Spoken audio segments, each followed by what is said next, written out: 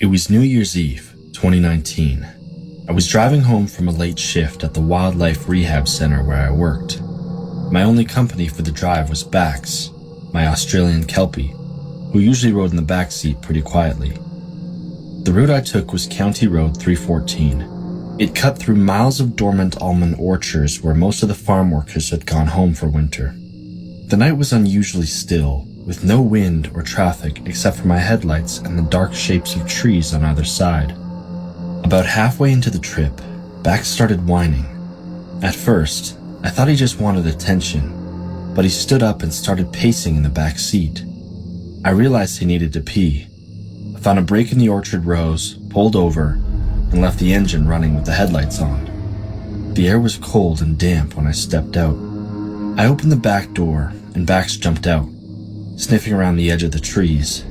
He didn't wander far until I heard a loud crash echoed from somewhere in the woods. It was heavy and deliberate, like someone moving through the trees. Before I could react, Bax bolted straight into the orchard and disappeared within seconds. I yelled his name over and over, but there was no sight of him. My heart started pounding. I grabbed my phone, turned on the flashlight, and went after him. The beam barely cut through the darkness. I kept calling his name and kept moving deeper between the rows. I was moving through a narrow clearing when my foot suddenly dropped into nothing. I fell forward, hard, landing in a shallow pit about 2 feet deep. My phone flew out of my hand, and the flashlight beam spun wildly before landing face down in the dirt. The pit was maybe 4 feet across, worn smooth at the edges like vehicles had been driving over the spot repeatedly. I could feel the tire ruts carved into the packed earth.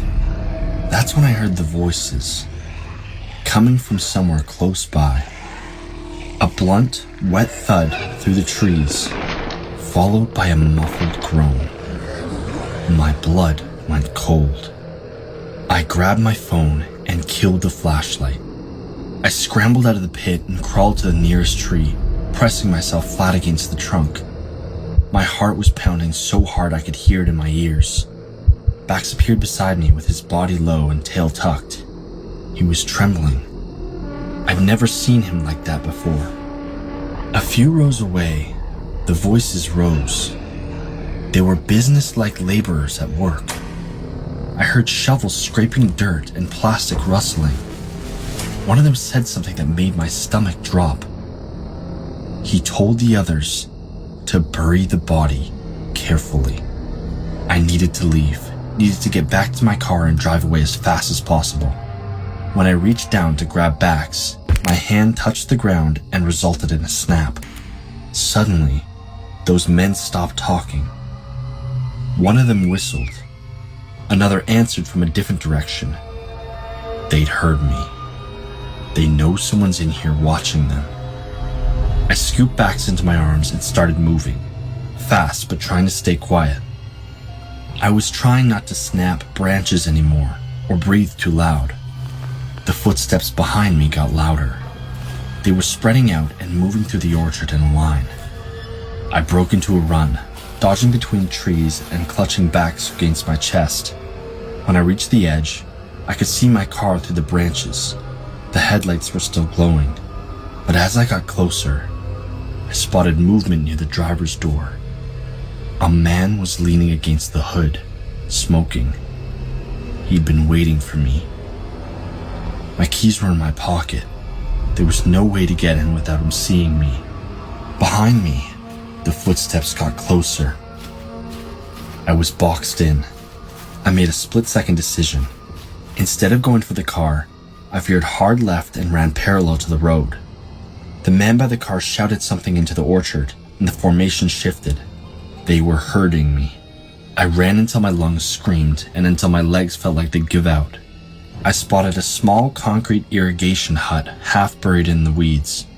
I ducked inside and pulled Bax down with me, pressing my hand over his muzzle to keep him quiet. Flashlight beams swept past the entrance.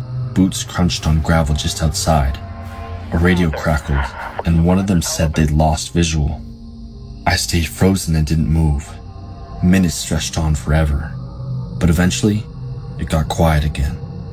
I waited another 20 minutes before I even tried to move.